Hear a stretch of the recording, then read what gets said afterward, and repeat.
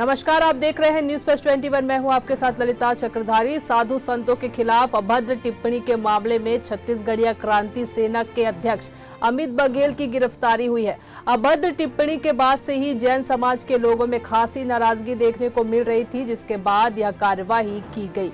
ASP प्रज्ञा मेश्राम ने कहा कि शिकायत के बाद हसदेव से बालोद पुलिस ने गिरफ्तार किया है। दरअसल 25 मई को बालोद के एक कार्यक्रम में छत्तीसगढ़ीय क्रांति सेना के अध्यक्ष अमित बघेल द्वारा जैन समाज के लोगों पर अभद्र टिप्पणी की गई थी। समाज के लोगों का यह भी कहना था कि कुछ तथाकथित लोग जातिवाद, क्षेत्रवाद का उन्माद फैलाकर छत्तीसगढ़ की शांति भंग कर रहे हैं। प्रदेश भर में जैन समाज ने इसका विरोध किया था। साथ ही कई थानों में अपराध दर्ज कराई गई थी, जिसके बाद छत्तीसगढ़ीय क्रांति सेना के अध्यक्ष अमित बघेल को गिरफ्तार कर लिया गया है। ऐसे ही महत्वपूर्ण जानकारी से जुड़े रहने के लिए देखते रहिए न्यूज प्लस 21, आपके हक की बात।